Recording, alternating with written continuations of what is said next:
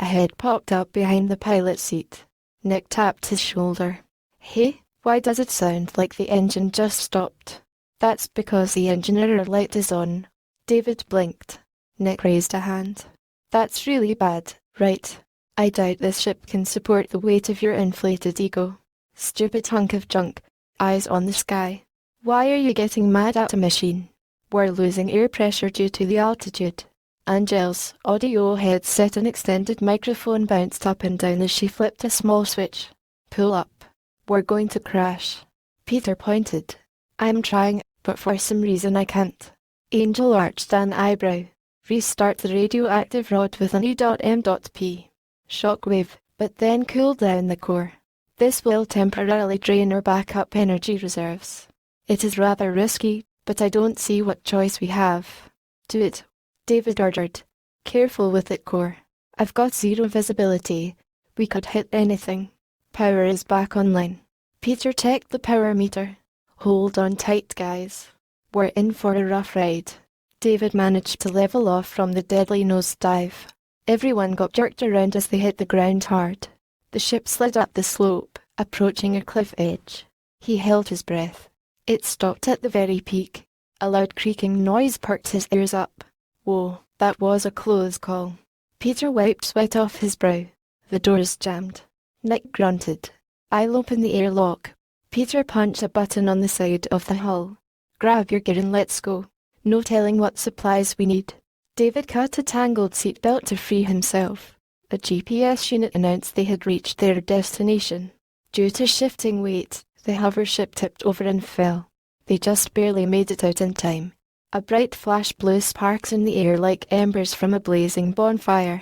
An explosion rocked the mountain ridge and sent flaming boulders in all different directions. There goes our ticket out of here, Nick complained. To think I was worried about wrecking it, Angel frowned. Oh boy, sheer joy. Well, that's just swell. Now what? Peter crossed his arms. Where do we start? Melody sighed, looking down. All indications are that the portal has disappeared. It just dropped us off in the middle of nowhere. David displayed a 3D projection of the peak. He gazed across the barely visible hazy horizon. I can't see anything on a radar reading. We're out of range. With all those options, our search area is too large. We might make it down into the valley by nightfall, depending on the weather in this current colder climate. Oh, shit. We're surrounded. Wait, the green dots are us and the red ones are the enemy, right? Nick noted. Angel felt ice crunch down under her feet. Snow fell through the air onto her hair. It was so still she could even hear herself breathe. A chilly blast of breeze blew against her jacket, so she bundled up. Strong wind signaled a ruthless renewal of winter's icy spell. I feel a little bit light-headed. The air is so thin here. This is no ordinary weather event. David shrugged. There aren't supposed to be any pine trees near the North Pole. Our weapons don't work. Peter pulled the trigger. The Master Blaster, aka All-in-1 gun, looked like a futuristic ray gun and fired photon projectiles. Normally, a thin beam shot out of it in a steady stream for any laser lover. Glorious gun attachments to the basic blaster also included a bounce beam plus a reflective ray iron or alignment activating flare so the team could meet up. Neither do our force fields, Nick mentioned. I wonder what happened. David checked the equipment. It could take hours to bring these batteries back. I could really use a recharge. My communicator is functional.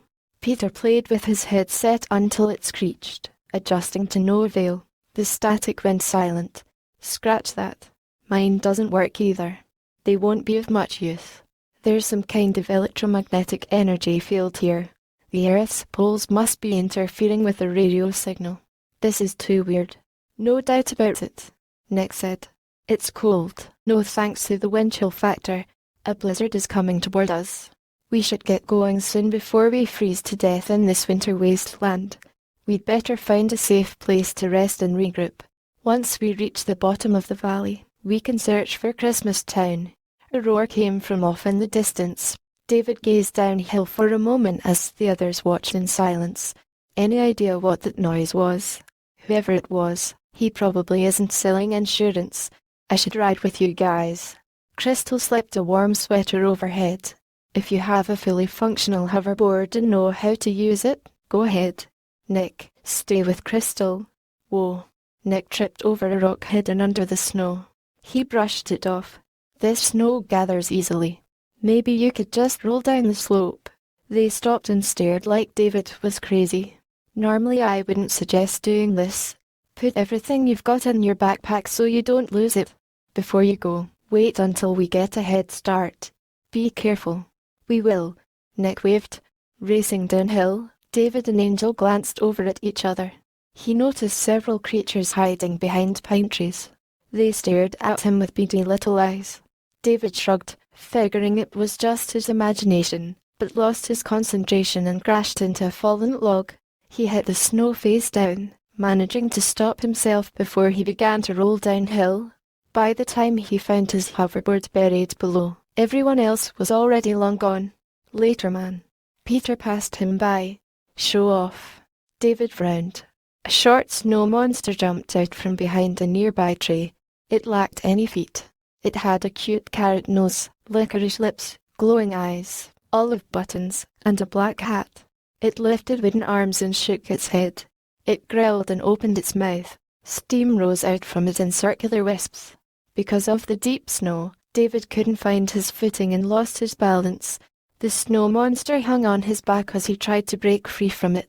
He rolled to shake it off, but that only made it worse. As a last resort, he walked over to a big rock under a tree, crushing the monster as he flopped on it. As he ran back uphill to his board, another one pursued him. Picking up his board, David swung it at his neck, chopping off its head, which began rolling downhill. Hey, who invited you? David noticed his hoverboard wasn't working. He weaved away back and forth down the slope, keeping in mind how easily the snow built into clumps. He had flown above it before, but now his board started to dip down. Shifting weight to the back of the board, the tracks he followed took a sharp turn into a nearby forest. Up until this point, he'd been concentrating on just keeping his balance, not watching where he was going, but it was too late to turn back.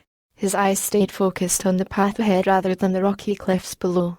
About to hurtle through the air, he shoved his board in the snow and rolled into a ball. Moments later, he flew off the cliff edge, then crashed into trees at the bottom. Digging his way out, David shook off snow and gasped for air. Looking uphill, he saw he had fallen 100 feet. Snow blanketed this dense part of the forest. The ground was flat and hard here because the tree branches had stopped most of it from falling.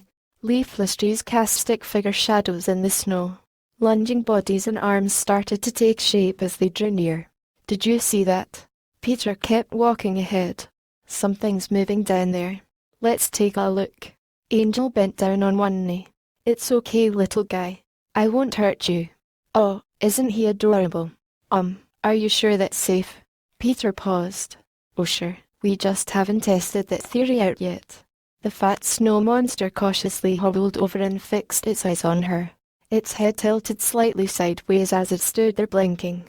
Then it lunged forward, hissed hysterically, and bit her leg. Angel screamed, attracting attention. They're coming this way. We're surrounded. Peter panicked.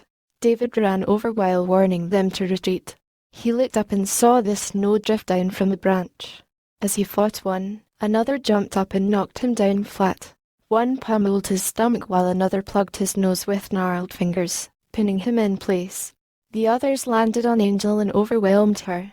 She screamed as one's wooden arms tugged at her waist, jerking its head back. Can I get there in time to help? David's mind raced until he had an idea. His blaster worked now, but could only melt them slowly at best. He tested the ground. It seemed solid here. The nasty creatures ignorantly hissed at him as they continued to attack, anxious to destroy their target so they could turn on him next. He picked up an old branch and ran downhill fast. He held it sideways, cutting two of them in half. Peter was almost unconscious from lack of air, but recovered and caught his breath. Did you drop something? David decapitated another automaton. David tried to escape the last two snow monsters, which bounded after him. Stopping suddenly, he turned around and bashed off one of their heads. The other knocked him face first into snow, but luckily, he landed next to a hoverboard. The snow monster grabbed his backpack as he operated controls. He flew past a tree, crushing the creature against it. He jumped off just before hitting another tree. It got stuck in the trunk, wobbling up and down, shaking snow-burdened branches. After tending to Angel, Peter retrieved his hoverboard and broke it free from the tree. "Thanks, pal. One of those things bit me." "What was that thing?" Angel panted. "How are they alive?" "Magic maybe. There might be more. We've got to get out of here now, but there are too many trees to fly. Can you give me a lift?" Carrying David between him, Angel and Peter took off just before another horde leaped, falling from the trees. "Did you guys know they were up there?" David asked.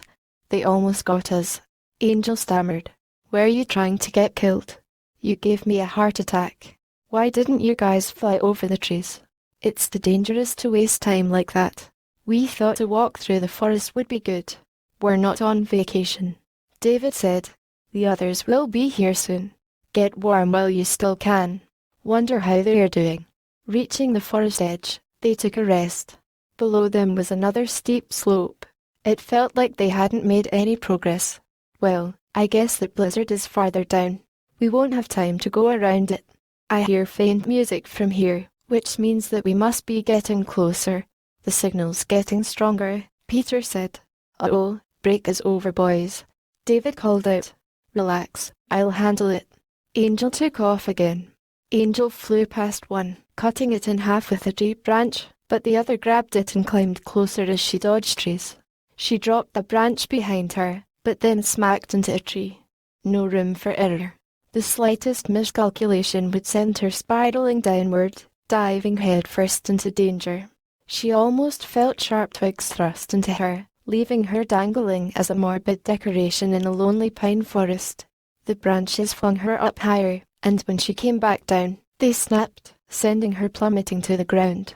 She hit the snow, which cushioned her fall, but lost her hoverboard. David picked her up and carried her bridal style. Then when enemies attacked, he heaved her into the air, fought them all off, and caught her again. "I simply like your style." "Nice move." David laughed. "I'm a fast learner," Angel admitted. "Hey Peter, come here. Can you recover that?" "I can't climb up there with all this snow around. Too slippery." "No promises." Peter hovered up higher, unable to reach it. He grabbed a branch and shook it hard. Then he threw a snowball and hit it. "Way to go, bro."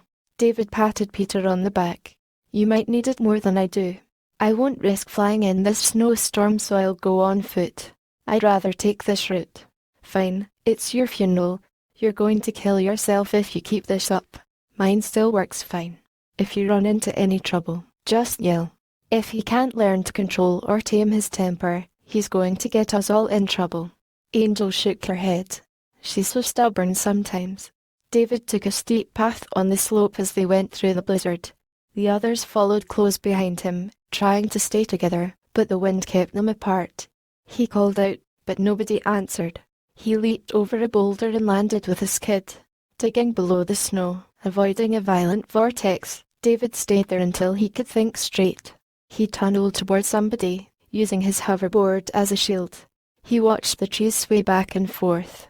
One snapped and the wind lifted it away. "Angel, are you okay?" He shook her arm. "Oh yeah, I'm fine. Never been better, babe. My arm just bought the farm." "Ya got any Advil?"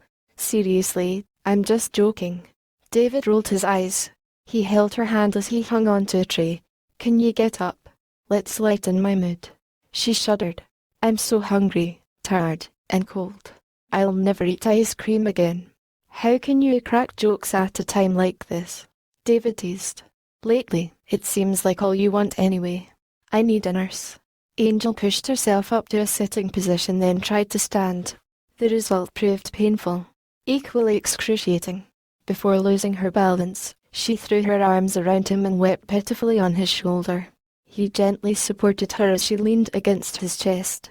He cradled her head with one hand, sliding another behind her back. "Just lie down on the board and strap yourself in. You can't be serious." Angel coughed. "Anything's better than being stuck here and freezing to death. Hold this and keep the snow off us." "That should do it." I'm still not sure if this will work. Remind me to sue Jack Frost for going on vacation somewhere in the tropics, she said.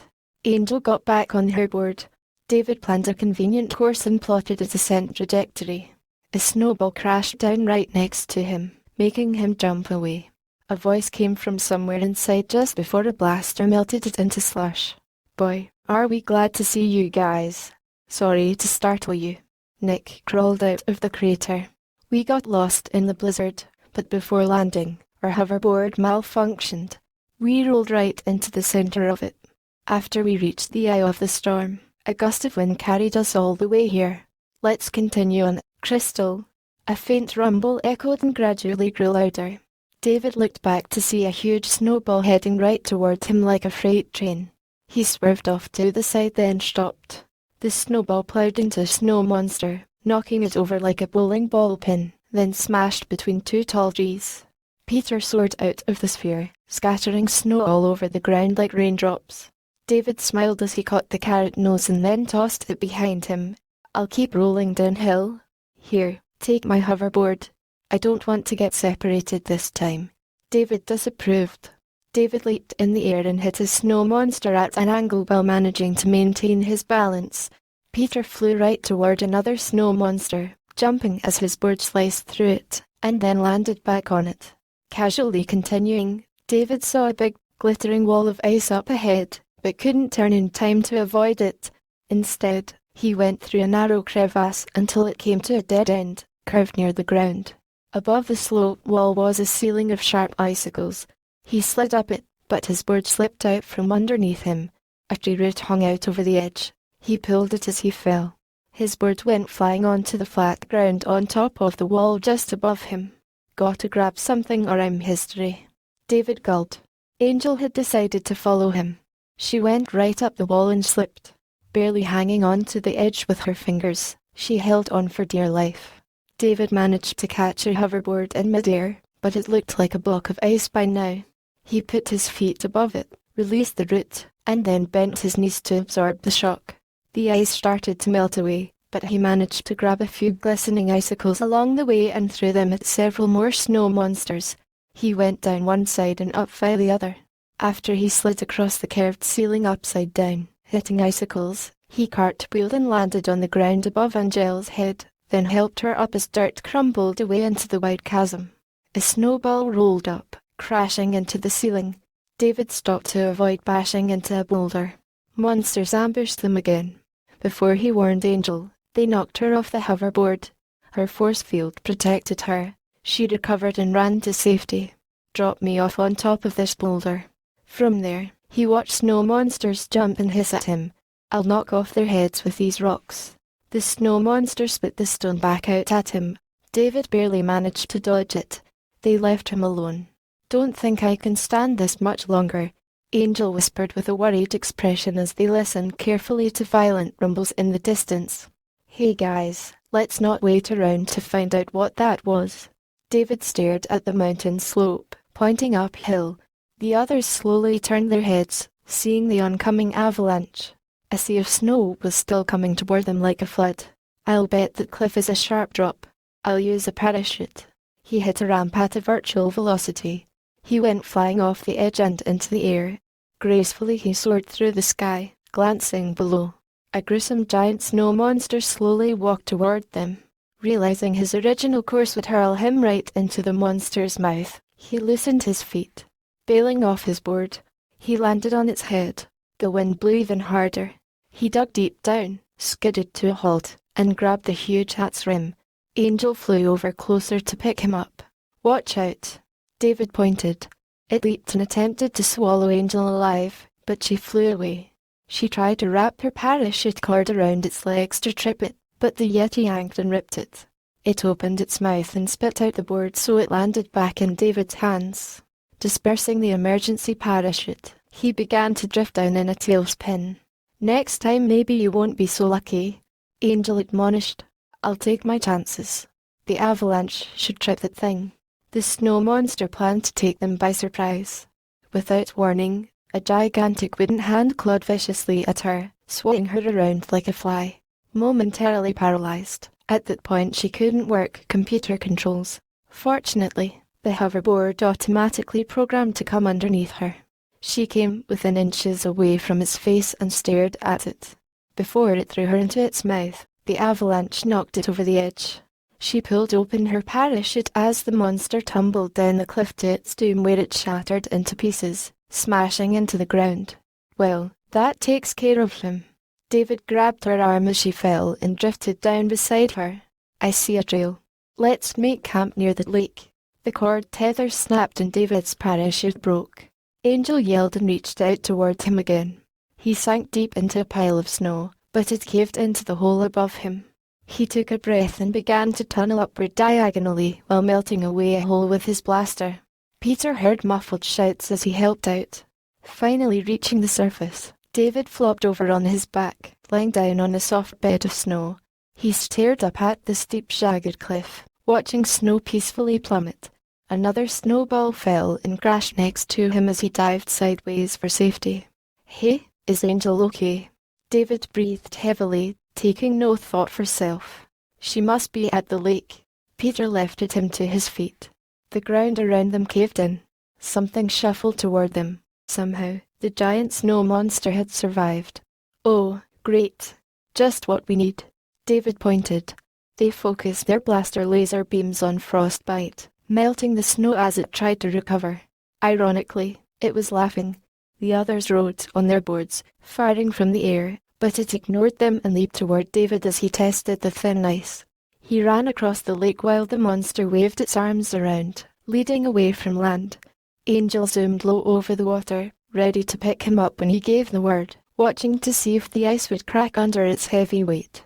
Another snowball flew off the cliff, bouncing twice then sliding before it broke apart. Angel picked David up while Peter tried to get the snow monster to jump and grab him, but he came too close. It landed on the broken ice with a thud, sinking deeper into the cold water. I appreciate it, Angel, David shouted. Got to switch gears. I'm practically in position, Angel shouted as she turned around. She took a rope out as Peter prepared to jump to safety, but the Yeti knocked him out of the sky. Peter plummeted toward the exposed icy water below. He tried to hold onto something, but couldn't. Thinking fast, he pushed off of it with his feet, barely clearing the moat.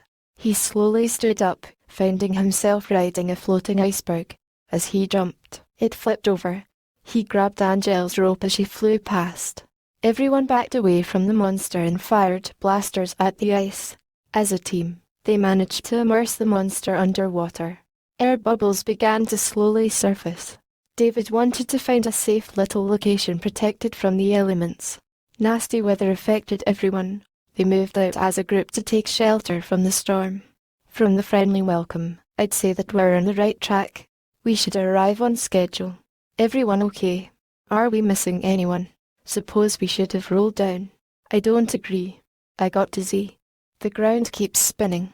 Crystal rubbed her head. Dinner tasted better coming back up than it did going down, guys. Major migraine. I'm gonna be sick, Angel announced. Thanks for sharing that with us. Peter groaned. Stop fighting, you guys. I think it's actually making this storm worse. David checked, but none of them were hurt. Angel fell on her back into the snow and sighed with relief. In her dazed state, she wasn't sure how long they had traveled. The snow fell steadily. They could hardly see anything as it was, let alone face the fury of wicked weather. The wind kept lifting snow off the ground and hurling it in their faces. However tired they got, it was too cold to stop until they found shelter. It was just a short journey from here. Their progress was slow, marching on in silence. David led them through a large underground tunnel inside a rock wall. He could tell somebody built it on purpose. Climbing uphill, he spotted a distant, dark cave. They rested behind a big boulder while he issued orders. Which way? Nick asked. Pick up the pace. We're going to set up base camp in the cave that goes behind the frozen falls. I doubt we'll run into any more of those monsters. I don't see any sign of Christmas Town, but I'd say it's closed judging by that faint music. Nevertheless, stay on guard. I don't trust these forbidding forests even for a moment.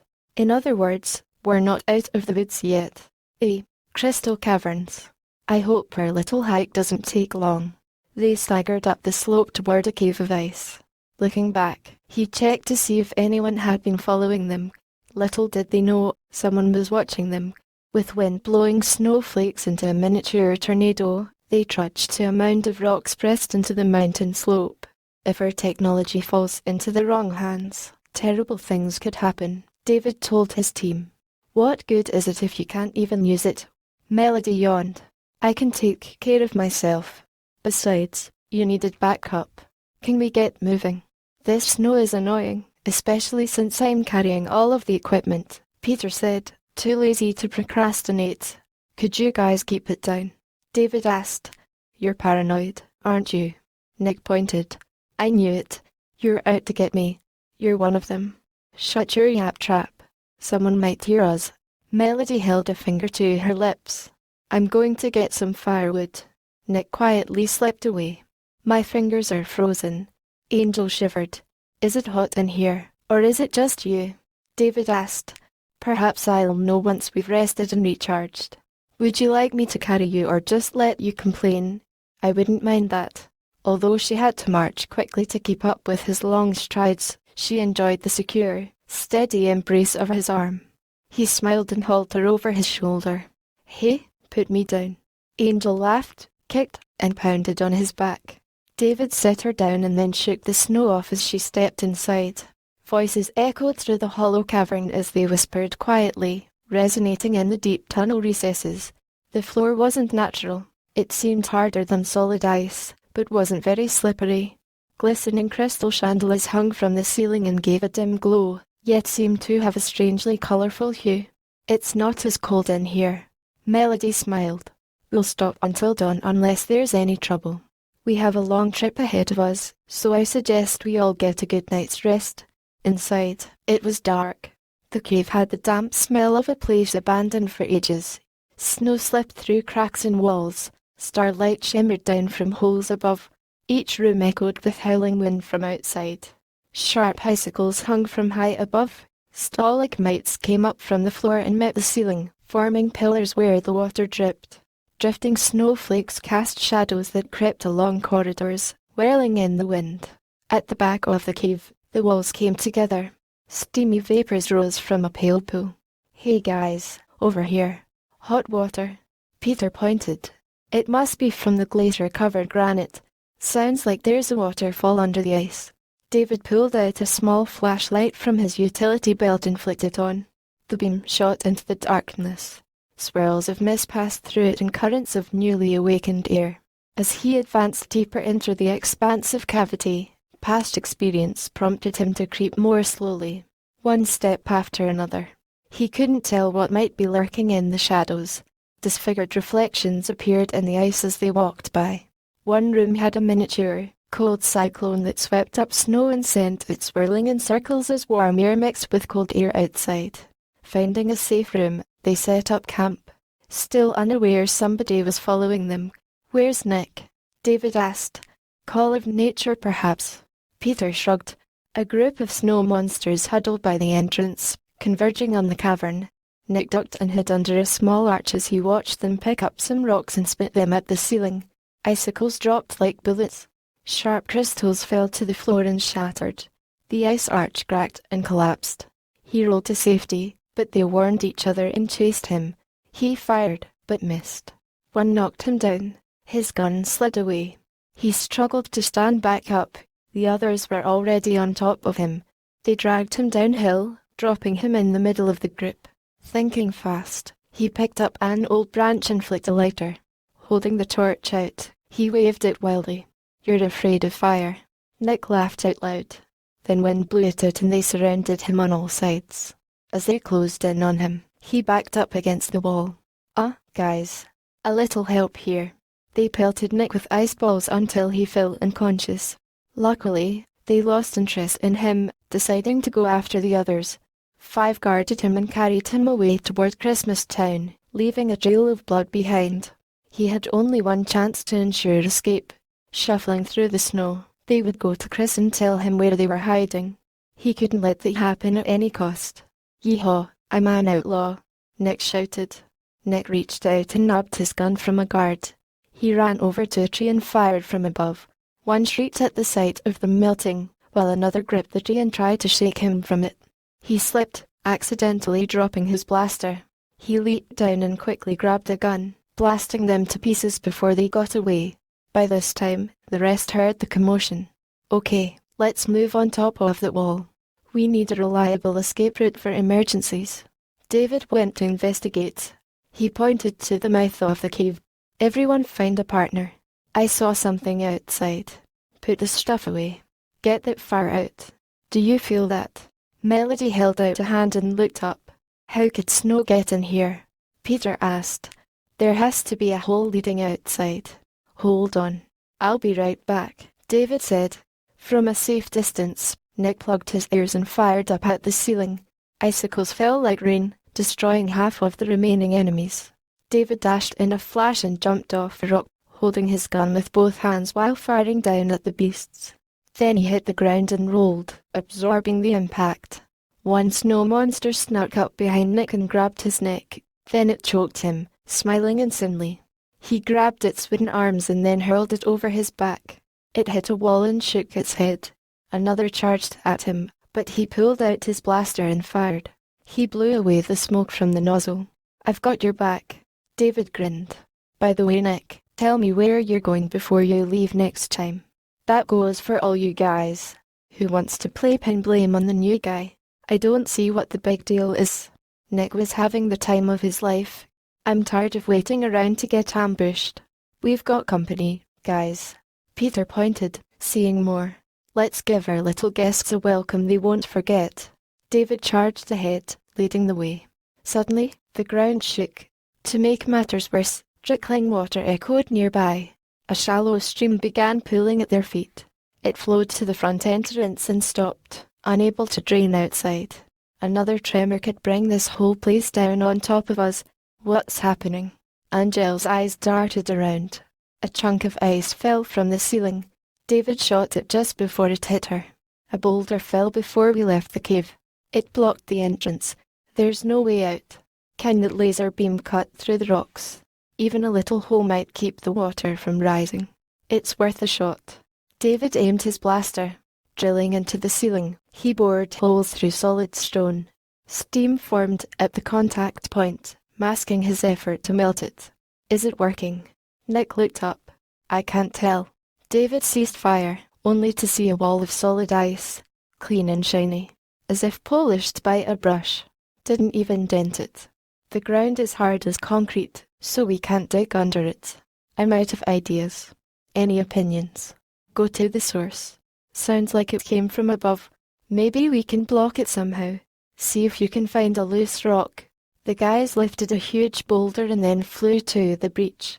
The stream slowed for a second, then spat the rock back out. It's way too quick. Peter panted. Now here's something interesting. Looks like a lab. Noticing a door in the ice, David could see a hidden room on the other side. He pushed and pulled with all his might, but it wouldn't budge. I'm going to blast it open. Stand back. Let's do it. Peter stuck a thumb up. A flash of light exploded into a shower of sparks. A glowing laser beam bounced off the door, but the ice walls absorbed it, melting from the heat. Darn, it didn't work. David shook his head. Rocks way less underwater. Figure it out fast. Now would be nice. Nick crossed his arms. Give me a break. I'm working on it. With water inching up the walls, the cave would be full in no time. David took a deep breath and then plunged into the icy pool. Keeping his eyes open, he swam frantically toward the entrance, following the dim light that seeped in through a crack. With his frigid hands, he pulled on it.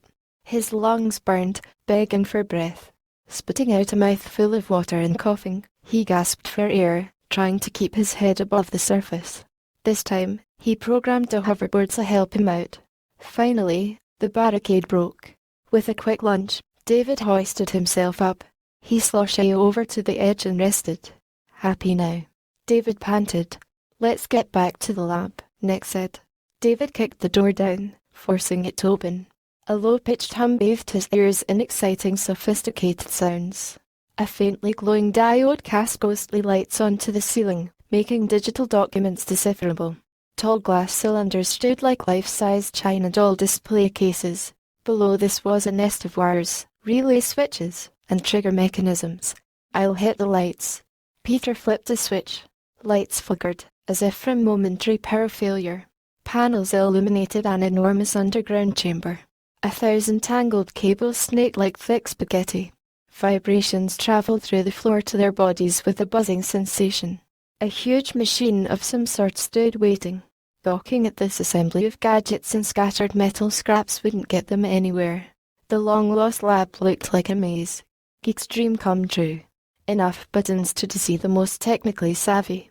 You don't get to see an underground laboratory like this every day. This is absolutely amazing. What is it? Nick asked. Careful with it, computer. David sat down and started to tap keys. He attempted to explain, but the technical terms flew right past everyone. I've got the hardware. You've got the software. I think I speak for all of us when I say. Huh? Nick asked. Basically, whatever was built here is gone now. The group went back to the lower chamber. They huddled around a pile of soaked debris, broken branches and pine cones. I'll start a fire. Peter poked a stick to stir the ashes. Nick pressed a gooey marshmallow and chocolate between 2 graham crackers, licking his lips. Before he bit it, Crystal took it away. Nick snapped his fingers. Angel pushed her hair out of her eyes. Her face glowed softly in the flickering fire light. She hugged her sweater and became toasty warm. She got a bottle from her backpack and took a long drink. Her body and mind ached for a nap, but she abandoned the idea of curling up into a ball and snoozing. I'll go ahead and say what everyone's thinking. We're stuck for now. We'll wait here and rest for a while. Angel, break out the food rations. Stay with the supplies. Every hour, one of us will take turns and guard the entrance. I want to go home. This isn't fun anymore. It doesn't seem safe. I should wait until you guys take care of business before that. Melted snow trickled off Crystal's clothes. Her feet and hands were beginning to thaw. Her legs were aching so bad she couldn't go on standing a moment longer. I'll find a place where you'll be safe until this is over. Crystal sat back and dug her hands in her pockets. The last thing on her mind was leaving in the middle of a storm. The warm fire felt comforting. She stopped shivering. Smoke stung her throat. Her eyelids grew heavy and soon touched together. David checked to make sure the campsite was secure for the night. His friends sat in a circle beside him, chatting and roasting marshmallows. With his companions safe, he finally felt able to rest his body. His mind was another matter though. While the storm raged in all its fury, they warmed themselves by the fire and waited until it was over. Everyone was dry, but still cold. They sat together, comparing recent experiences. Peter gave more details about the forest ambush. The girls giggled, seeming more happy and carefree than ever. Who will watch over you while I sleep? Hard ground felt uncomfortable, but everyone soon went to sleep. The fire's last trace of warmth gave a gentle glow in the ice walls. At last, the storm died down. Later they would have to continue their journey. Magical moonlight shimmered on the surface and made it sparkle. Stars burned bright in the sky like 1,000 candles as the northern lights danced with the wind. I can't catch her unless she falls for me first. David had a bad dream again. He looked down at Angel, who was trapped under a layer of ice and freezing cold water. She pressed against it and held her breath. Pounding with his fist, he finally broke through and grabbed her hand, but she slipped away. She passed out and released rising air bubbles. Then he woke up, breathing heavily, when his watch alarm went off at 11 p.m. What if my dreams are a sign? Is this our fate? We'll cross the fire and ice bridge when we come to it. Gotta get some sleep. I need a break. Whose turn is it? Let me take over. David stood up, stretching.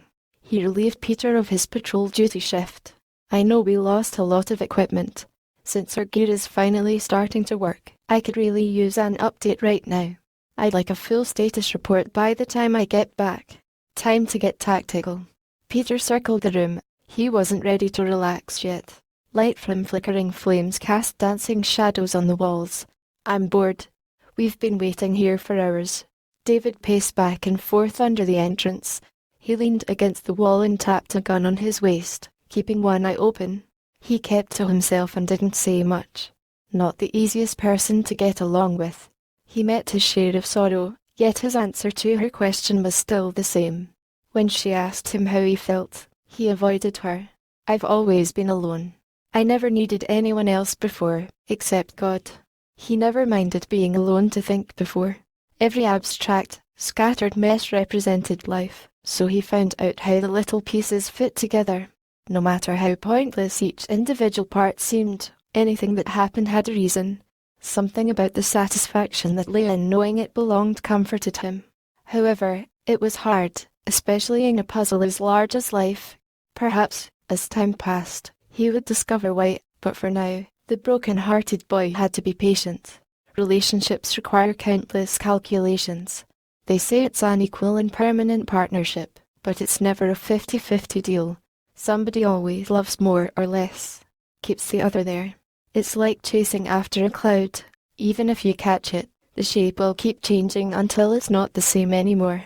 It wasn't obvious, but his close friends noticed subtle differences in his behavior. He would sort of space out, then snap back and pretend nothing had happened.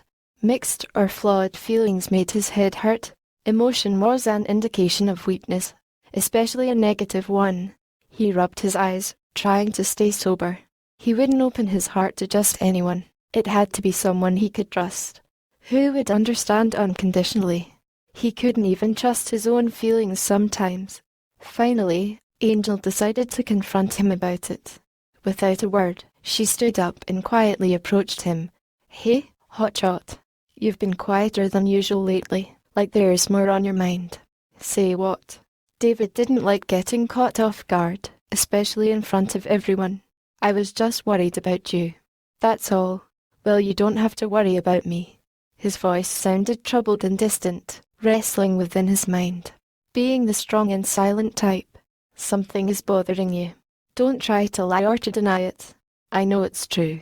You might as well just tell me what it is. I won't leave you alone until I find out.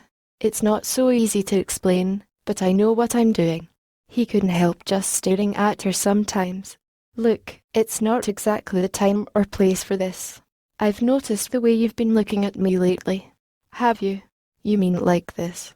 He leaned in a little closer. Wouldn't it be wonderful if we could freeze time forever? Kiss me. Angel pleaded, smiling at him innocently. Well, come on now. Don't keep me waiting. There's no present like time.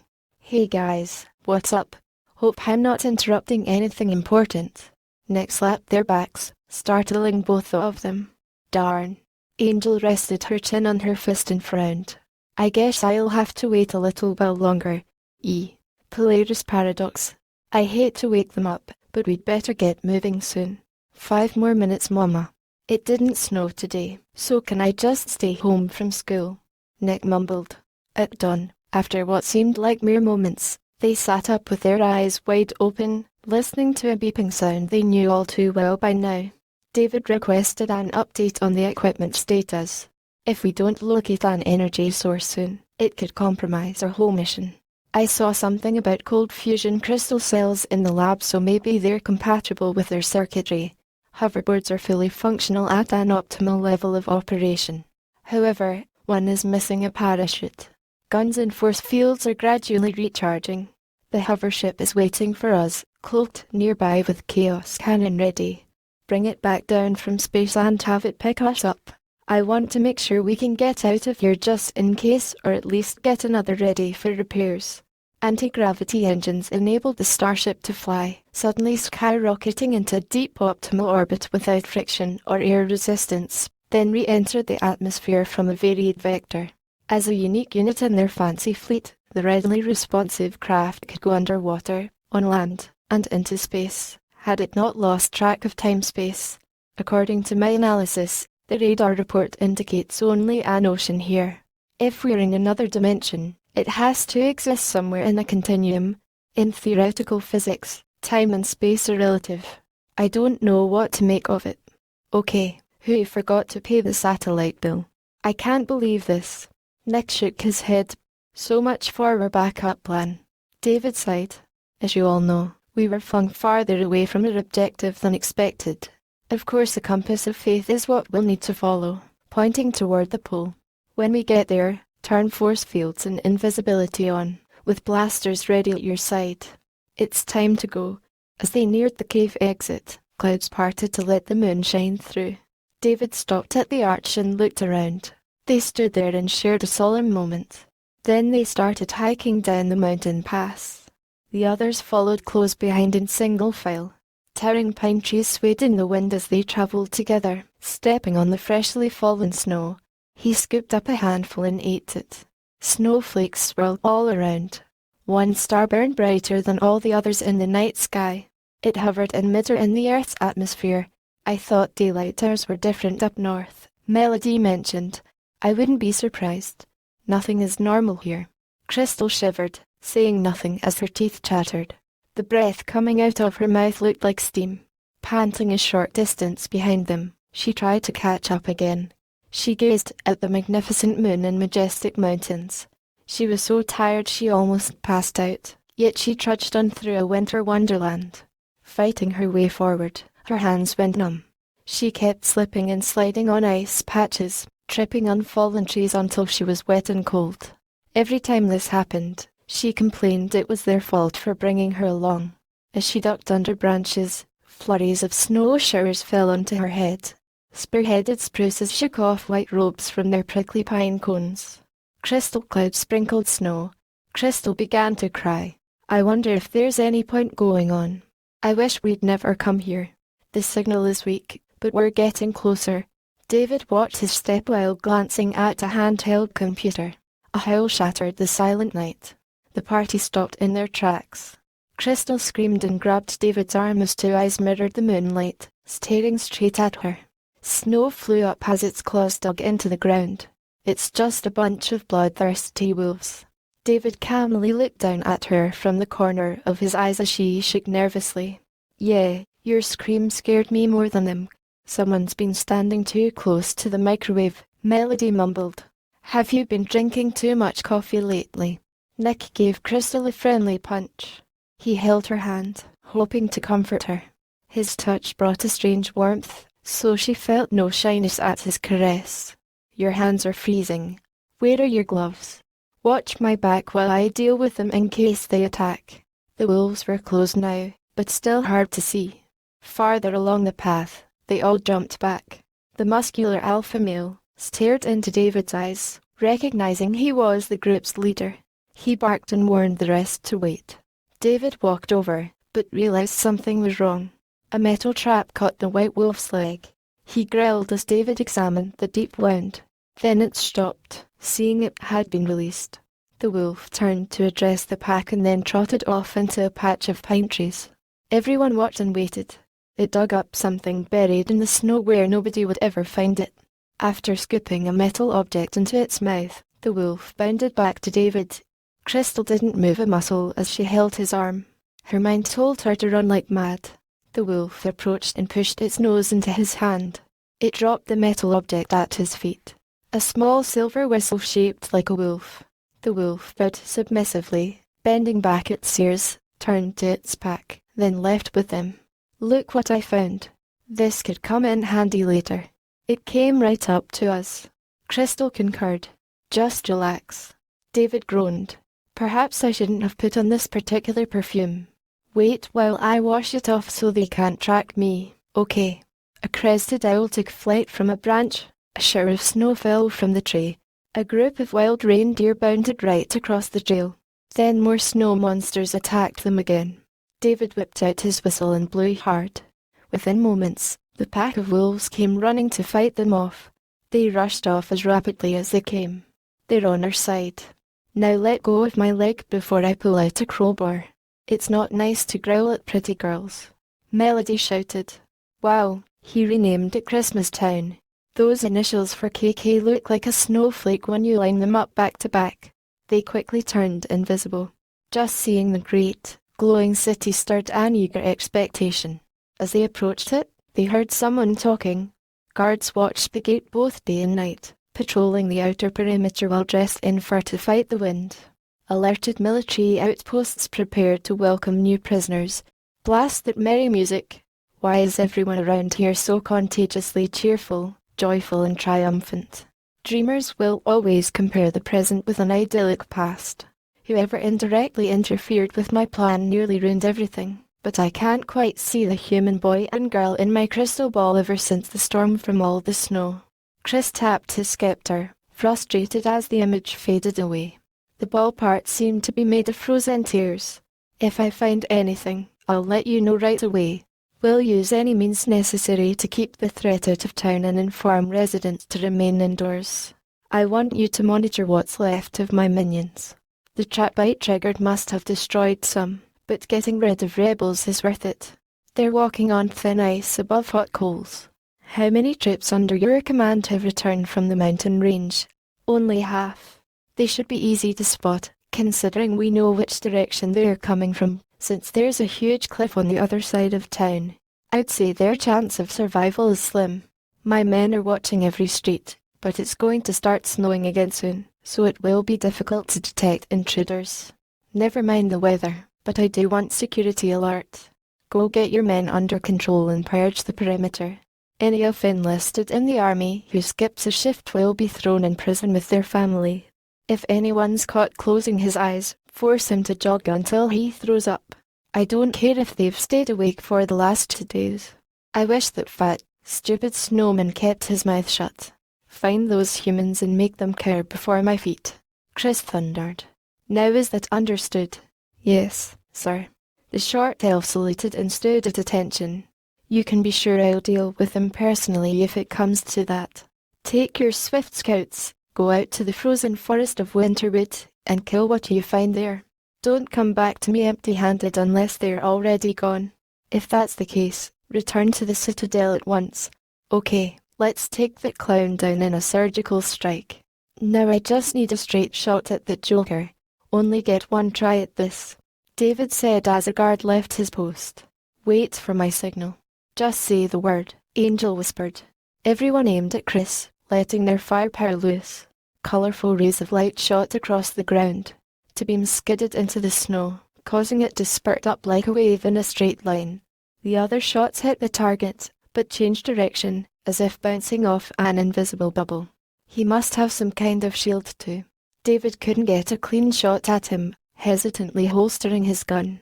Our gig has obviously been blown now, gang. We compromised our position. Kris Kringle was confused, yet unharmed. He simply stood there and squinted, finding himself still alive.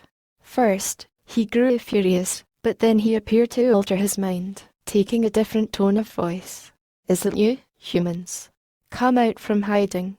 We can talk it all over and work something out. He must think we have a negative IQ, Nick whispered. Kris looked around and pretended to be polite. Come with me and I'll make a way for you to get back home. I really don't want to fight, unless you insist on carrying out our differences. Fine, I don't care. I'll have your heads either way. Do you hear me? You'll all be dead by morning. The words echoed into the cold, silent night. Additional guards finally arrived riding siren snowmobiles with red and green lights. What took humans so long? The humans are here. Now go find them. Mindless machines. Saved by the bell.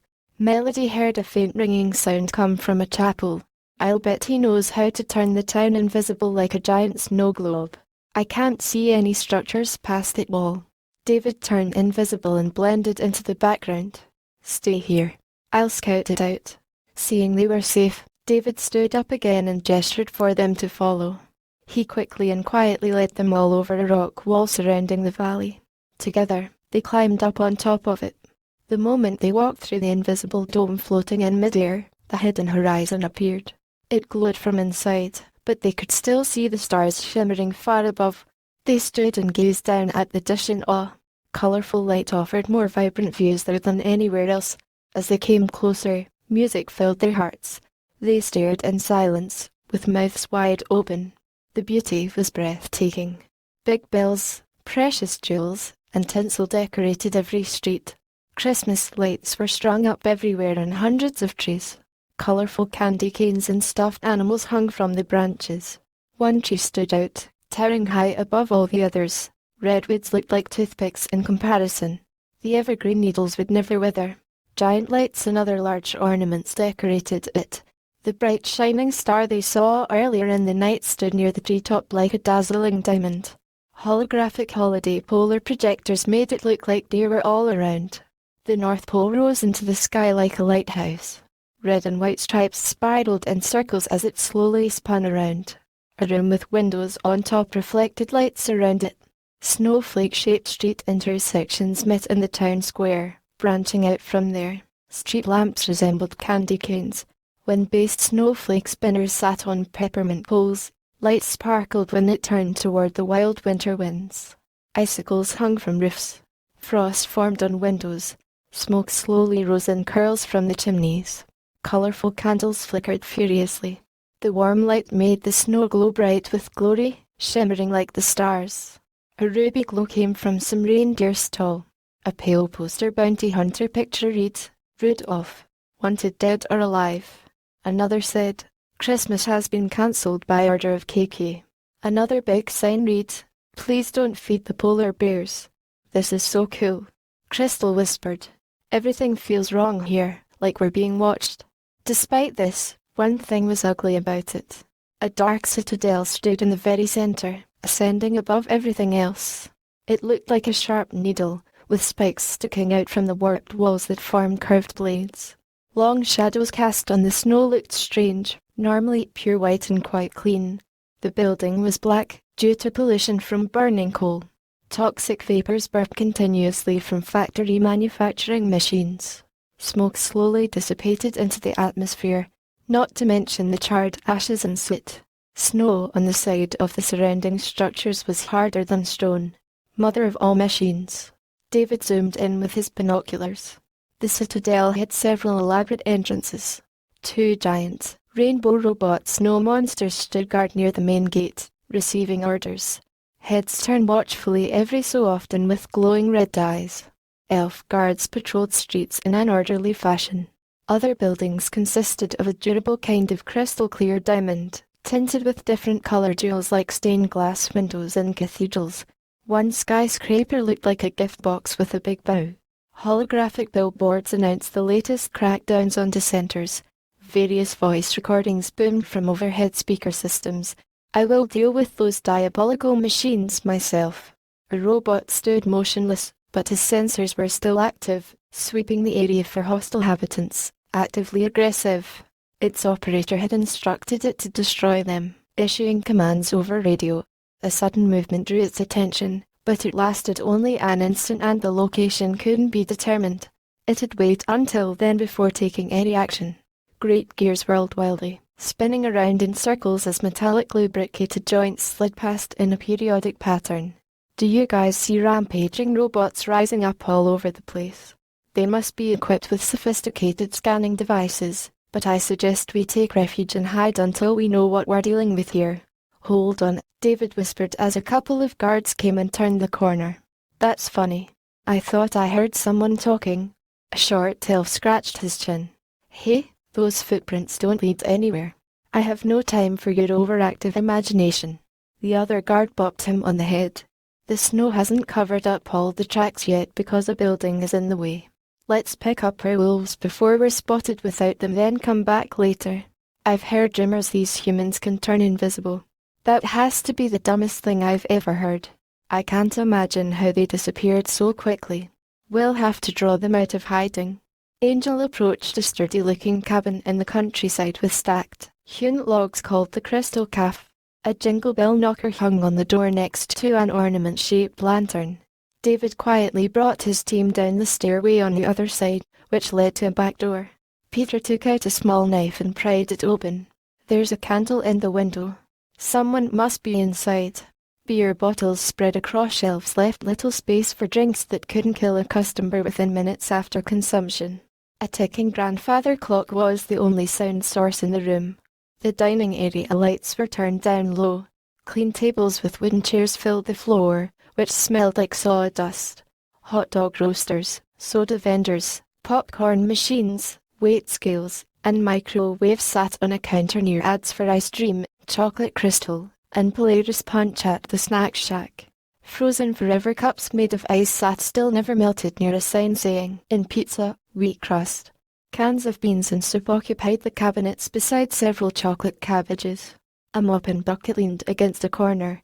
The floor had a cute checkerboard design. A small Christmas tree with an angel on top stood by a windowsill. The walls were made of wood painted with waterproof sealant.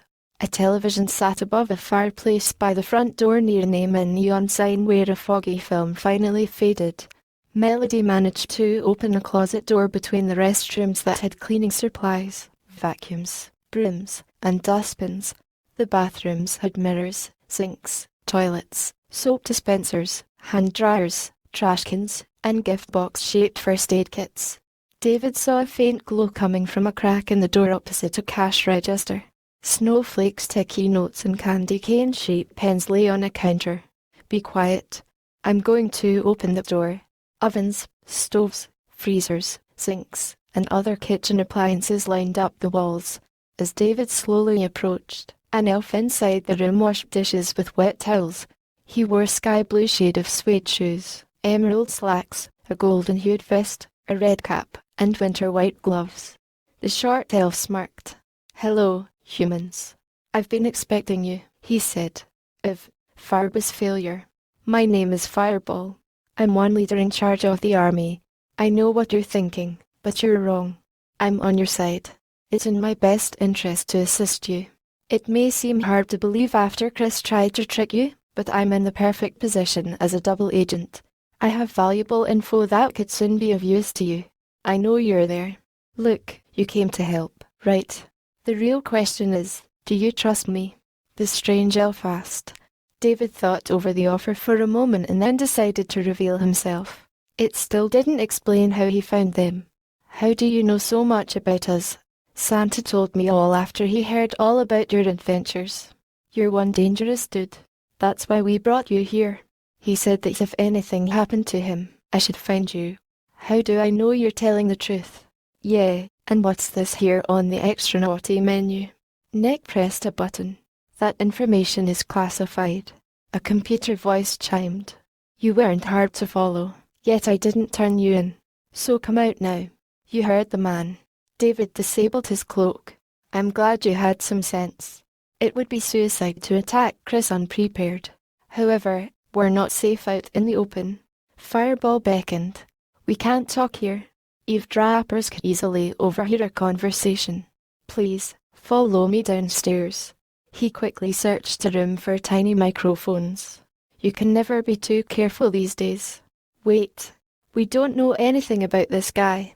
How can we tell which side he's on? He could be leading us into a trap." "I'm aware of that. Did you hit your head?" "You're not making any sense." "It's kind of you to help, but we can't stay for long." David followed Fireball like they had known each other all their lives. "It's starting to snow, so we won't have unexpected visitors." Fireball closed the curtain. "Sneaky scouts might be spying on us via electronic espionage. If anyone was trying to track you down, they won't find footprints or pick up a scent now." Fireball removed a key, walked past them, and then opened a closet compartment hidden by some holly. They followed him down to a room with combination locks attached to a door. Dripping clothes formed a puddle at their feet. He had a stool, desk, dresser, and a couple folding couches that became beds. Above the sink were cabinets full of dishes. Clock hands shaped like a snowflake formed a North Star. Our number images portrayed 12 days of Christmas, circled with a wreath. "Ladies last." Fireball fingered. "He's flirting with you," David whispered. "He's just being friendly," Angel replied. "You're a pretty girl. Who can blame him?" Fireball stooped down and took a piece of wood from the fireplace with a pair of brass tongs. It felt good to sit down and rest a while by a warm fire going in the grate. "I'm such a fool to let you stand here in wet clothes. I usually keep this fire going for guests. Please come in and get comfortable. Make yourself at home. Take off your gear, mix some herbal tea, and have a seat in a cozy chair or the double snowboard bench." "I prefer to stand, thank you," Peter said. "Your lives are definitely in danger," Fireball said. David scanned for any weapons or contaminated food. Then he gave the go-ahead for them to take off their equipment and set it down on the floor near the door. He sat on a sofa next to Angel. Crystal and Melody sat cross-legged on a carpet. I call the couch. Nick poured a drink. Would each of you tell me your names? I'll do the introductions. David extended his hand. David represented his team. The clock made an annoying meowing noise, announcing it was 3 a.m. By the way, thanks for helping us out. Santa says I'm the one who should be thanking you for what you're about to do. Fireball stretched and yawned. Now, let's get down to business.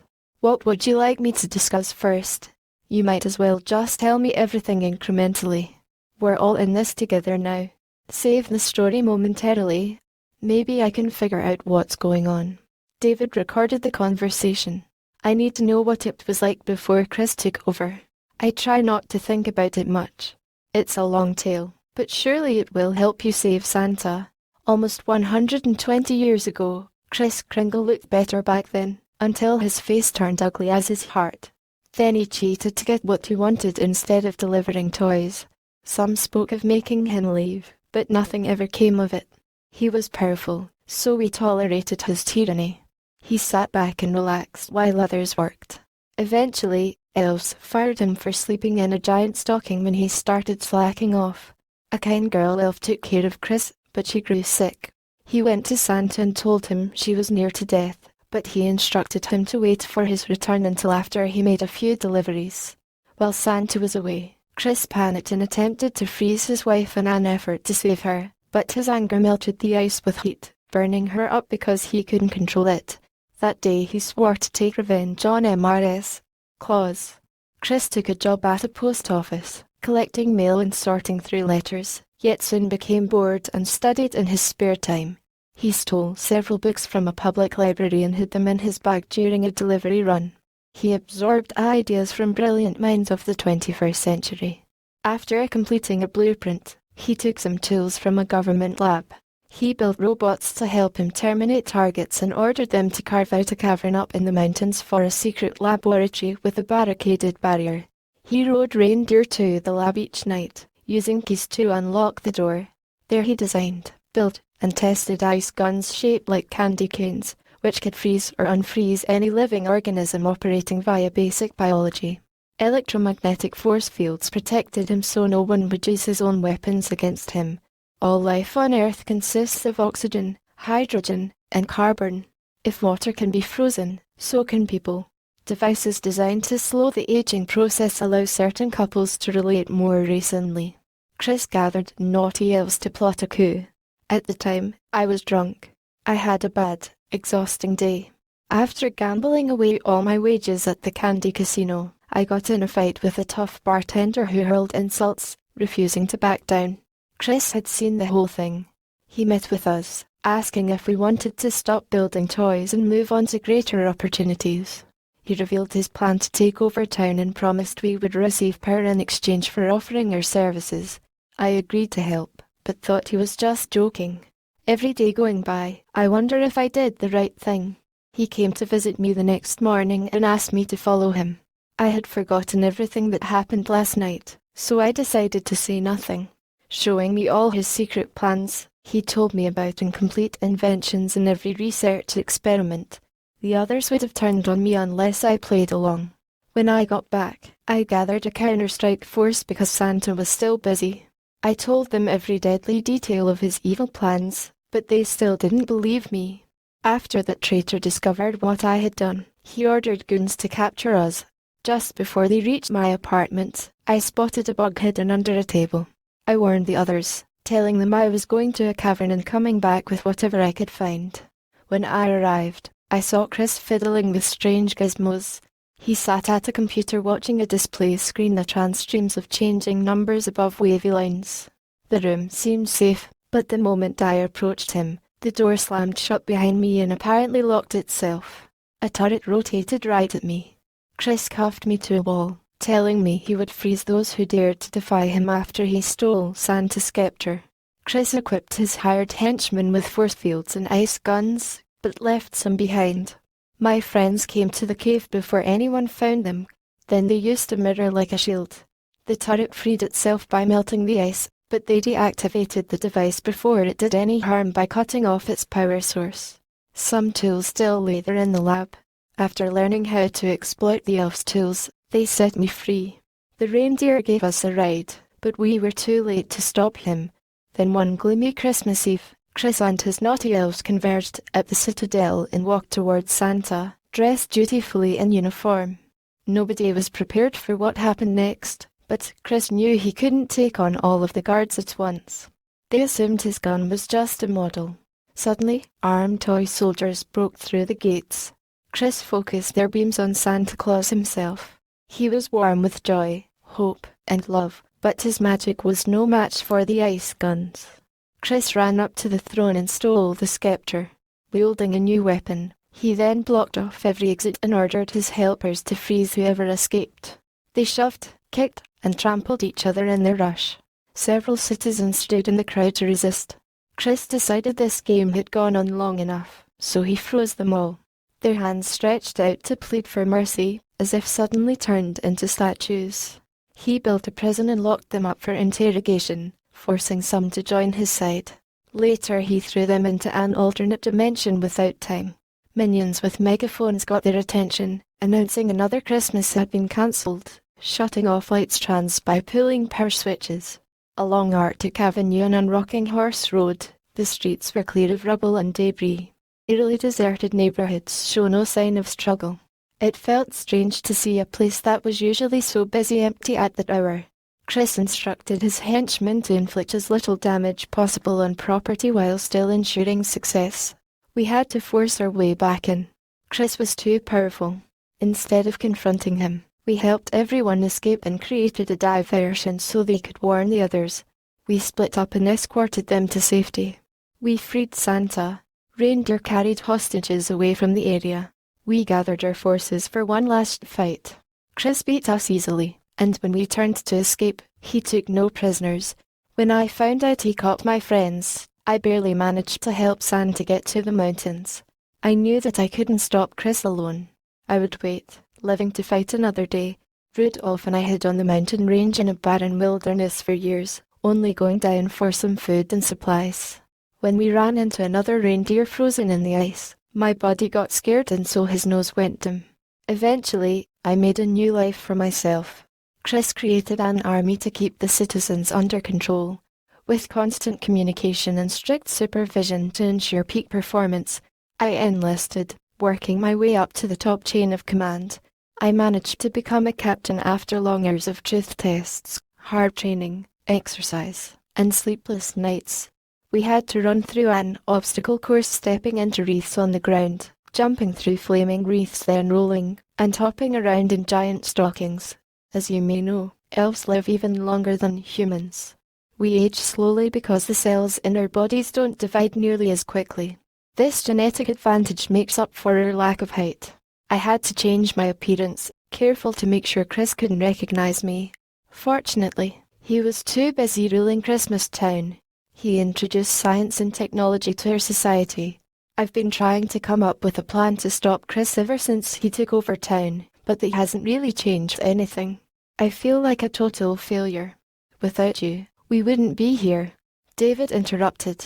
Are you sure you can take him on? Fireball frowned. Well, for one thing, we have advanced technology. We've been on many other adventures besides this.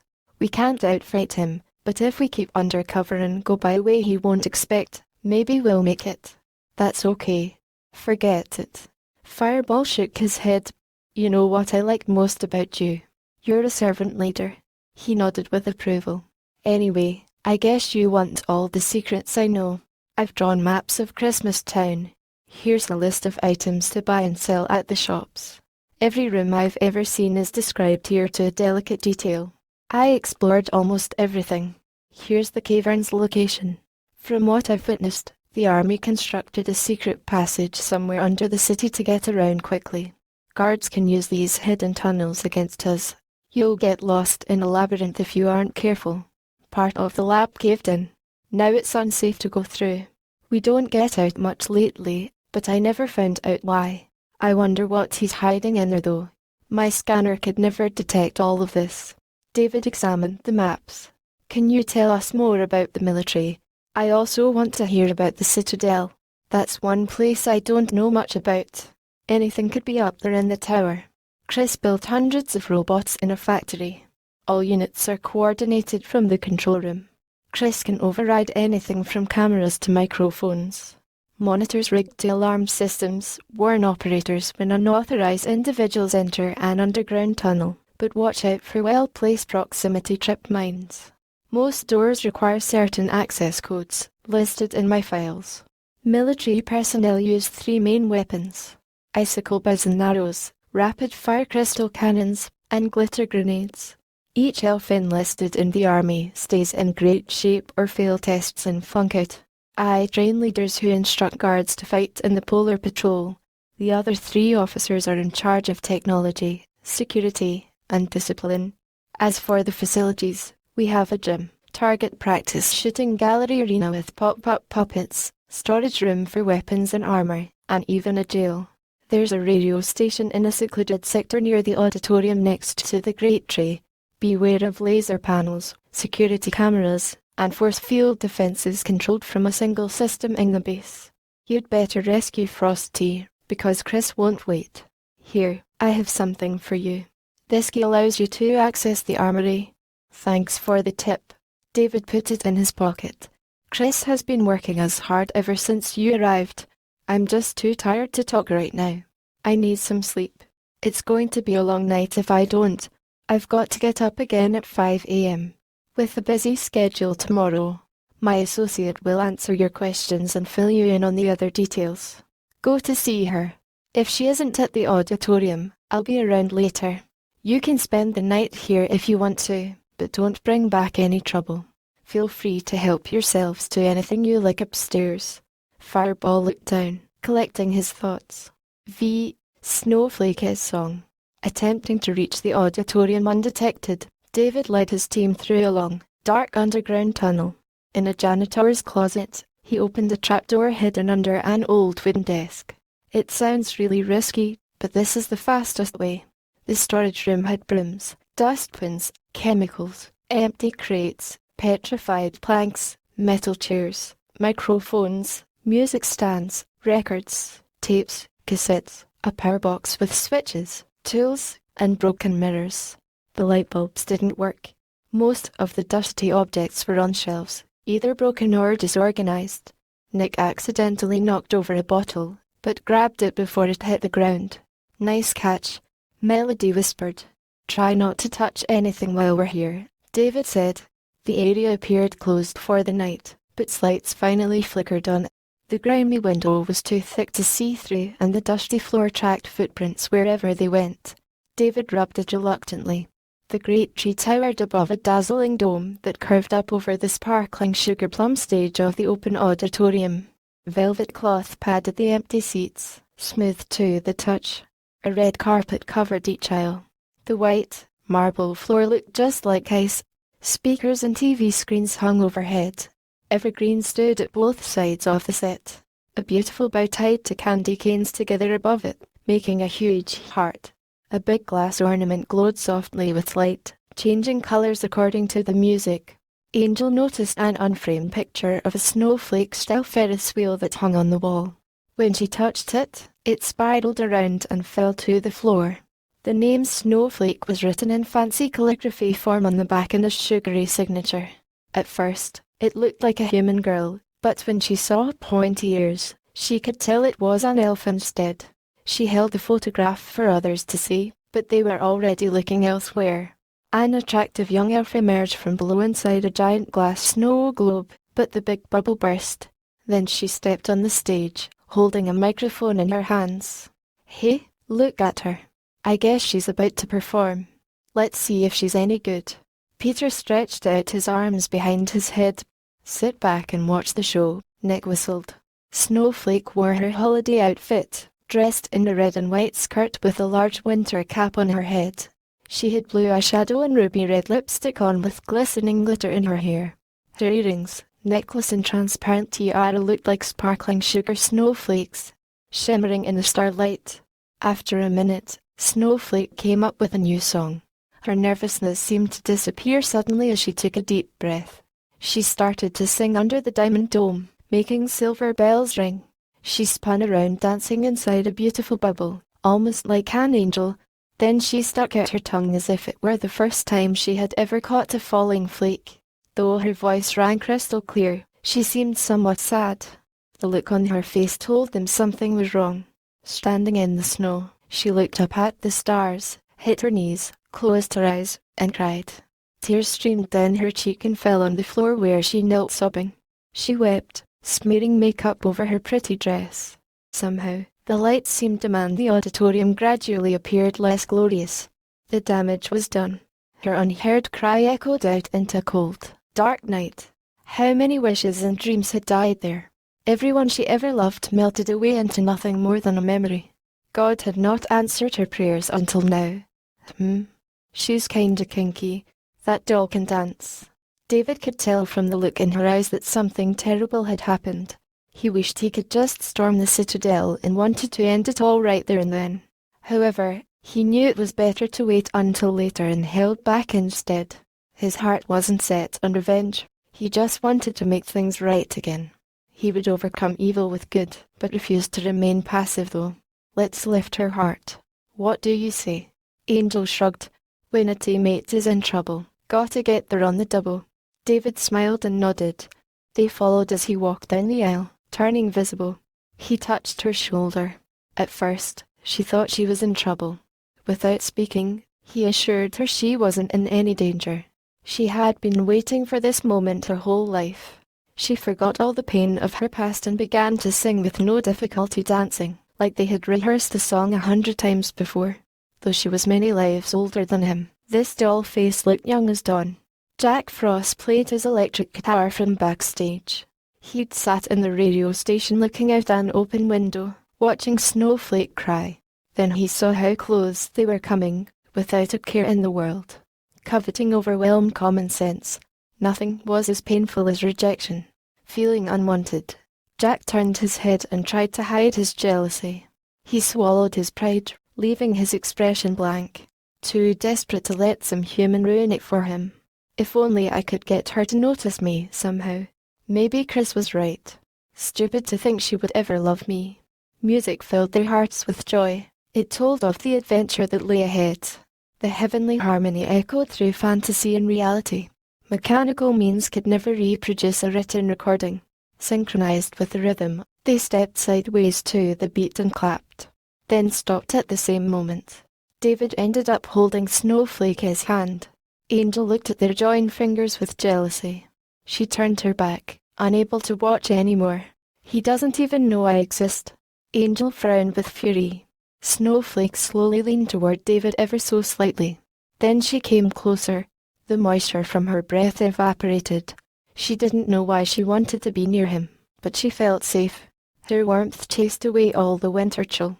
He thought about it, but then looked over, seeing Angel standing alone. David gazed down into her eyes. Snowflake hugged him, but he pushed her away. She didn't think about what she did next, not expecting his reaction. What's wrong? Snowflake shrugged. Hold on a second, what are you doing? Trying to thank you. Snowflake pouted. You miss a perfect chance to kiss me. She bit her lip. We just barely met. I'm sorry if you got the wrong idea. I can't afford the mistake in our mission. Besides, you're an elf. I'm human. It just won't work. Oh really? Well fine. Her face turned as red as her dress. Snowflake stared at him with an ice-cold glare. I saw her hug you and you just let her. Angel crossed her arms. Somebody lost her halo. Snowflake smirked. Now wait a moment. This isn't what it looks like.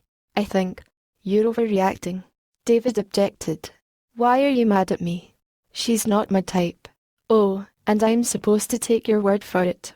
Do you honestly think I would do it on purpose? I thought you trusted me enough to know I would never lie to you. Is it just me, or is it getting really hot in here? Nick tugged his collar to let out steam. Okay, break it up. Sorry for getting in the way, Snowflake said. Not yet, but you will be. Angel threw a snowball, knocking off her hat. You asked for it. Snowflake blinked in shock. Cool, a check fight. Nick rubbed his hands. Making a big scene in front of everyone, they flipped each other over and wrestled on the ground.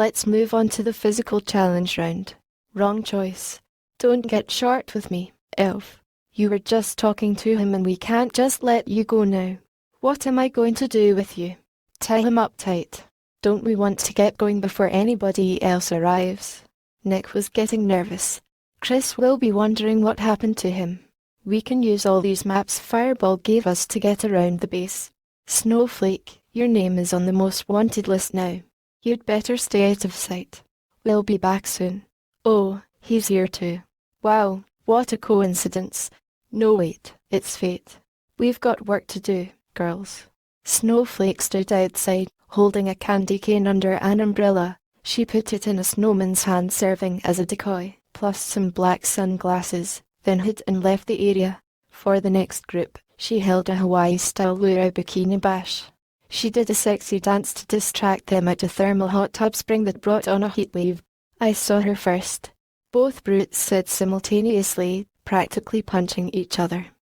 Miss Snow, you forgot your other clothes, one guard said. You're the best, boys. Snowflake shyly hid behind a post, blinking bashfully. It's always a pleasure protecting the weaker sex. Time to put away all your toys, please. Here's the penalty for high-sticking, perv. Snowflake kicked him in the groin, crunching nuts so hard he whistled hands down to grab his balls. A robot reindeer landed on a rooftop using jet boosters and breathed fire out of its mouth. One sentry watched suspiciously from a nearby rooftop, scanning with a night scope and dressed in white deflective camouflage. Guards were unaware the whole team had come and gone. Broken ice spears served as barricades to block off roads. A patrol partridge perched on a tree branch, its eyes zoomed in and out like a camera shutter. Finally it took flight, returning to its master. Fight, Frozen Fortress. I'll infiltrate the facility. So from now on, nobody talks. How are we going to get past all the guards? Nick asked. Someone will create a diversion while I sneak around them and open the gate. Those pine trees near the perimeter shouldn't be a problem for the pesky wall. Our equipment is operational. Peter gathered their gear. Great. Now we just need bait. David tapped his chin. Why is everyone staring at me? Melody blushed. Melody stayed behind while the others infiltrated the base, being careful not to set off any remote alarms. The Frozen Fortress had an impressive security system with solid ice walls, a series of cameras, random robots, and doors requiring access codes created a challenging obstacle course. Okay, I'm going in. David looked around, gesturing for them to follow. I'm right behind you, Angel whispered, spraying perfume to look for lasers. Hey, not so fast. She caught her breath as they ran down a hall. Do you want me to speed up or slow down? Hurry, yes, but carefully. They all fell through a floor panel into a room with sharp spikes on walls and lasers above. We're trapped, she shouted. Darn, Kris must have known we were coming. David frowned. The walls are closing in on us all. The controls have to be nearby. I'll just squeeze through and shut it down. Give me a boost. While the others pushed hard against slippery walls of ice, David helped Angel up to slip past the laser field on top, getting through the grid. She tried to hack into a computer panel, but when a nearby caffeinated beverage dispenser spat out some glorp, she then decided to shoot it with a laser gun instead, so it broke, freeing them. She heard nothing from the others for a few moments. Then finally they each climbed over the edge. Tricky timing, huh? After they entered the next room, heavy doors slammed and locked shut as a defense mechanism. Laser turrets fired periodically. Beams bounced every direction, deflected by mounted mirrors. It was hard to tell what was happening. David waited and watched before he began running, without any wrong turns. The lasers couldn't reach him in certain locations. From each point, he planned his next move. At the center, he gutted all the generators. Before they reached the jail cells, they saw a room full of snowmen who had been tortured, torched, hanged, split apart by sleds, or used as decorations. Another room showed a deer skeleton pierced by ice spikes. Peter blasted through solid bars made of licorice. When they found Frosty, they wondered why he hadn't melted. He wore a curious contraption on his black top hat and a scarf around his neck that kept him cold even in a warm room. His arms weren't made of wood, but he had legs. Frosty the Snowman, at your service. I'm definitely in your debt now. A hat magically brought me to life one day, along with my wife who recently passed away. Plus my best friend, the cactus. None of the other snowmen are good though, because Kris made them. Angel had accidentally tripped an alarm. Sirens screeched a warning. The sudden electric shock gave her split ends like sharp needles prickling her skin. My heart's beating strangely. Must have been the jolt. You shall not pass. Unless of course you have a coupon saying you can. David's hand hovered over the force field. He kicked at it and sent out sparks. Light rippled from the center circle like rings from a splash in a pond. The force field shimmered like a disturbed pool then turned crystal clear. He fired his blaster at it, but the beam ricocheted back at an angle. These things are such a pain, David said. Well, at least it's not soundproof or airtight. I'll hack the net. Peter uncloaked. Nick ran into the field, testing its strength. An explosion of energy sent him flying back. Or we could just do that. Peter shrugged. David guided Frosty through the base until they finally reached the exit, while the others covered their retreat. Except for this incident, they executed everything quickly and quietly. When they went downstairs, Fireball was sound asleep in the other room. Snowflake tapped on the floor with her umbrella. David compared Fireball's maps with his computer display. He'd been waiting for a chance to talk about what had happened. Noel's nightmare. Surely you have some helpful information for us. Frosty, would you mind going first? Take your time. There's no rush, David said. Santa, by the way, means saint when translated. He once worked in a cathedral as a humble servant of God and thought he had a special call from heaven to take care of poor widows and homeless. One cold winter night, it began to snow for the first time. St. Nicholas caught the first snowflake that ever fell from the sky. He was confused, but left it in a glass jar. Others melted into water, but when he returned, he saw that his had not. The reason nobody visits except explorers is because they can't find us. About a century ago, everything existed fully in your dimension, but back then, humans hadn't discovered it yet. Occasionally over the years, Santa brought back abandoned children after delivering toys around this glorious globe, but now they don't even believe he exists. We're trapped in time, floating around in our own plane still attached to yours since the shards aren't melted yet. We're trapped between two different dimensional disturbances, which will soon separate. Whoever controls the crystals can rule Christmas Town. My guess is that we can still survive, but never get back to Earth under any natural circumstances. It's warmer now than it was back then because heat can get inside easier. The convection cycles go from equator to poles, causing a strong wind, affecting the entire environment. It was like living on an invisible ice island with quicksand, snow and transparent buildings. Things slowly crumbled apart, but Kris used the magic scepter to make the ground stable again so we didn't fall down into the ocean in Enderworld. Which would be bad, because the world is where we keep all our stuff. Why did you wait so long to tell us all of this? I barely managed to send you the message. When the scepter's energy is empty, it temporarily short-circuits. Kris never suspected that I would do it. That's why Santa chose me to deliver it. What about the factories? David asked. The toy factory was shut down a long time ago and we abandoned it when Kris took over. Thieves threw rocks out the windows and looted the place. He forced us to use coin currency instead of coal by shutting down the main mine shaft, putting us all out of business with a new robot production plant.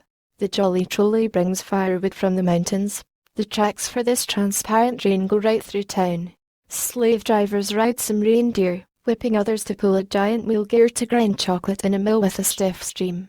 Tailors used to stitch by hand, but they went on strike when it got too cold, wanting better working conditions and fewer hours after losing jobs to more efficient machines. The bar is full of naughty elves loyal to Kris who think they're tough. The magic shop sells a hat, cape, wand, handcuff, key, card, smoke bomb, and more. Okay, thanks. David nodded to Frosty and then turned around. Snowflake, you can go whenever you're ready now. Snowflake hoped David didn't have any hard feelings. She tried to kiss him because she wanted him to protect her. She had been crying. Nothing they said could have made a difference. She took off her cap to brush back her hair, running her fingers through it nervously. Then she folded her hands in her lap. What I'm about to say breaks my heart. There's something you need to know. What happened? It's all my fault. I hope you're not too mad at me. One night, I was going to give my best friend a present. Noelle used to work in the cookie bakery. I walked over to her house on Candy Cane Lane. I knocked on the door, but nobody answered. When I looked through the window, I saw signs of a struggle. I took out a spare key to unlock the handle, then turned the latch and quietly walked around. The living room was a mess. To my horror, I found broken dishes everywhere. Shattered glass lay scattered all over the floor. Someone had knocked over the tables and chairs. The more I thought about it, I realized she was in trouble. When I turned around to leave the room, I heard a voice come from somewhere upstairs. Kris found me listening in on his conversation. I tried to escape, but guards caught me before I learned what he wanted. They brought me to him, then threw me down on my knees. I fought and struggled, but his henchman held me back. He threatened to take my life and make me wish I'd never been born. Then he blackmailed me by saying he'd hurt my friend unless I swore not to tell a soul what he was doing. I hesitantly shook hands with him and lowered my head. He ordered his men to watch me carefully. I kept telling myself it would all be over soon, but it never ended. I figured it out a little too late. You don't know how it feels to be so alone. It drove me crazy. I didn't know I was the only one who could warn them. You're the only ones I've ever told to. Snowflake sniffed, weeping while she tried to talk. What happened to Noelle? Angel asked. I don't even know. I never saw her again after that night, but I kept thinking about her. Why did Kris have to mess up everything? I bet he just used Jack to watch me after we made that deal. Don't worry about it. We'll find your friend. I'm sure. She's okay. Feeling sorry for Snowflake, Angel patted her back. It's been so hard, living with a secret for all this time. You can't stay in one area too long with hunters after you. The only problem is, where should we go? I know a great place we can hide. Nobody ever goes up there since it's hard to reach. Snowflake suggested. Kris tapped David's back. It might be too hard for me to tag along. Oops, I almost forgot. I guess you can stay in the guest room tonight. Don't go outside or get Fireball in trouble. Give me a call if things go wrong.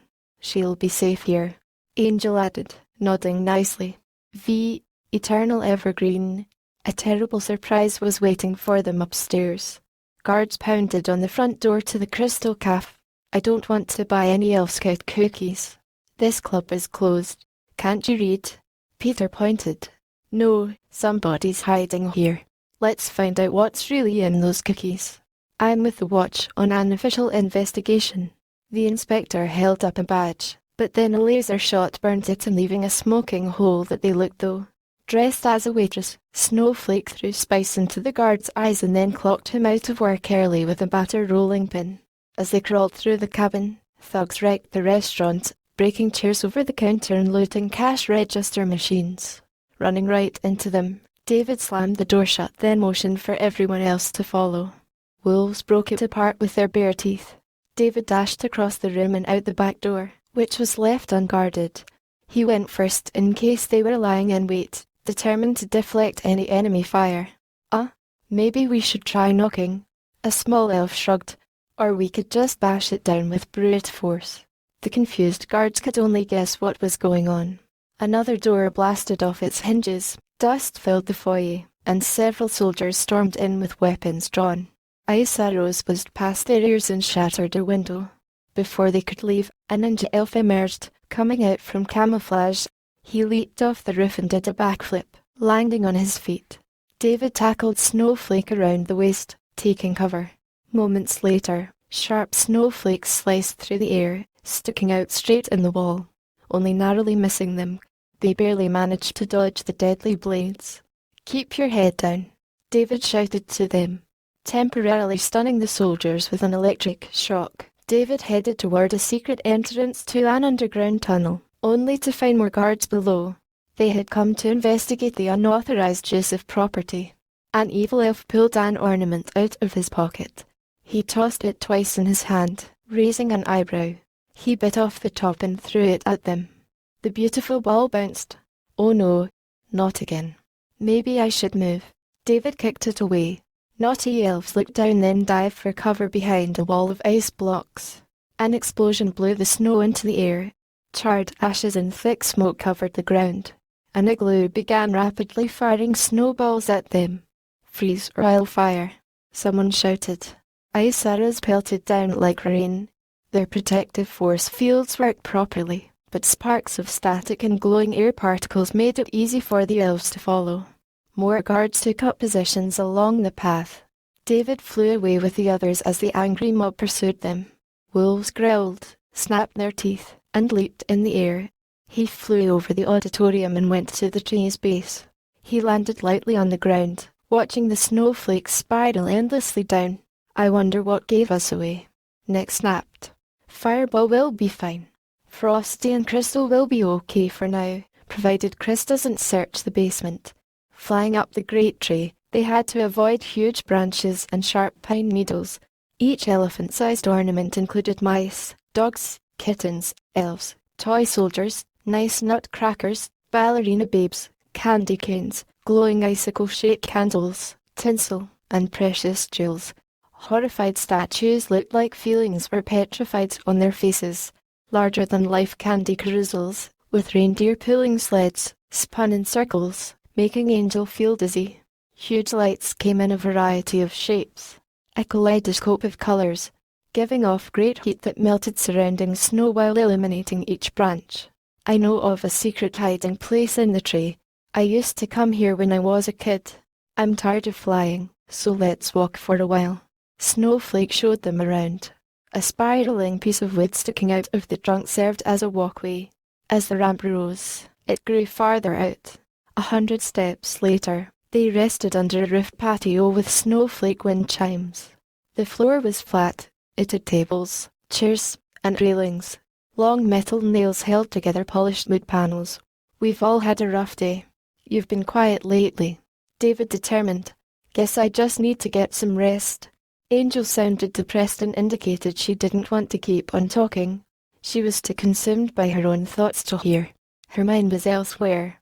Time to visit an old friend of mine, David commented.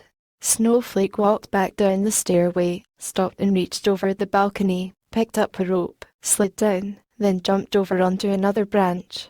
She walked toward the end of the branch as they hurried along single file. Angel began to daydream, thinking of a way to get his attention without watching where she was going. The others looked back a moment too late. Help me. I'm slipping. I gotcha. David grabbed her hand and pulled her up. Angel caught her breath and blushed in embarrassment. Nick couldn't keep himself from laughing any longer.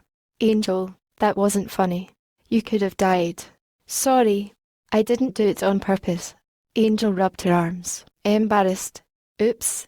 Did I forget to mention it's slippery? I'll lead the way. It's not far now, Snowflake said. A gentle, giant nutcracker stood solemn guard near the middle like an enormous elf. Snowflake went behind it and hit a switch. Its mouth opened wide. The hallway was large enough to crawl through. Silently, they followed her. They stood watching until she stopped and turned. Then she knocked twice. Since we're so high, this hollow spot doesn't affect the tree much. We don't want to risk the entire branch collapsing under its own weight. It's a bit cold up here, but we have everything we need thanks to Noel's grandfather.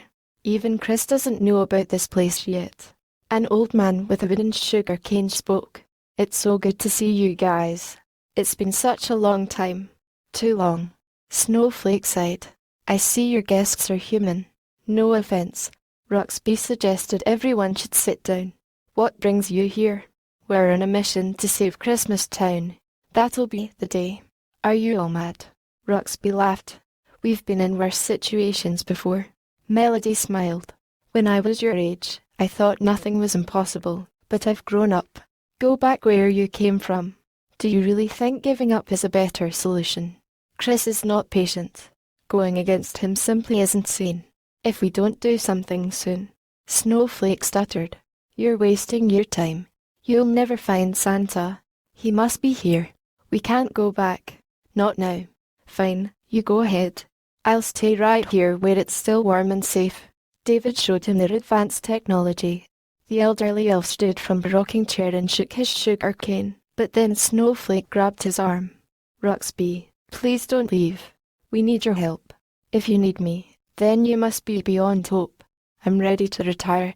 I offer you a chance to save your loved ones, but you just get up and walk away like you haven't even heard us.